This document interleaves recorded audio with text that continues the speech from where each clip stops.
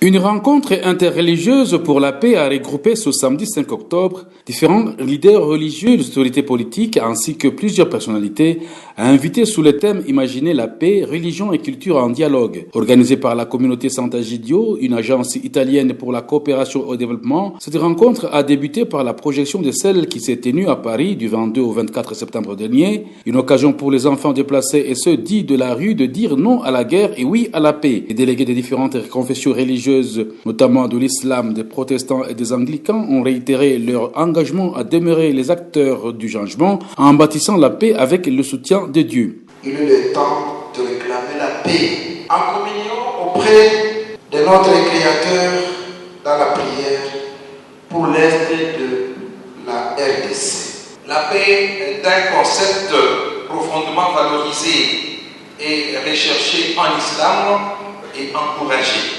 Au nom de la communauté Sant'Egidio, Madame Aline Minani a dit qu'il était le moment de protester contre la guerre avec la vision de toujours rêver la paix. Selon elle, une paix durable est à construire ensemble. La paix n'est jamais l'objet d'un monopole, sinon ce n'est pas la paix. Que des femmes et des hommes de confessions religieuses différentes se rencontrent, même dans la diversité, une harmonie secrète. Nous voulons élever un cri fort de protestation, un cri de résistance face à la guerre et à tant de violence. C'est protester face au monde pour tous ces morts, la majorité entre eux étant des victimes innocentes.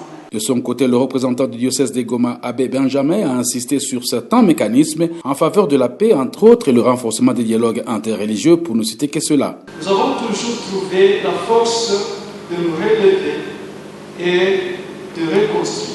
La paix, mes chers frères et sœurs, n'est pas un simple mot, c'est un bien précieux que nous devons cultiver chaque jour.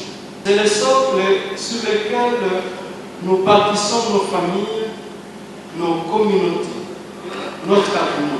L'autorité provinciale a été représentée pour la circonstance par le conseiller principal chargé aussi des affaires coutumières du gouverneur de province, Eric Kissa Kalobera. Remercier la communauté scientifique et le centre de pastoral, catéchèse et liturgie. Ces éléments, ces efforts à promouvoir la culture de la rencontre en engagement commun, les adeptes de religion, le bien, à le mettre en pratique, ainsi aider le croyant. Signalons que pour conclure cette rencontre, les leaders religieux, les autorités politiques présentes, les personnalités ont signé un engagement d'appel à la paix.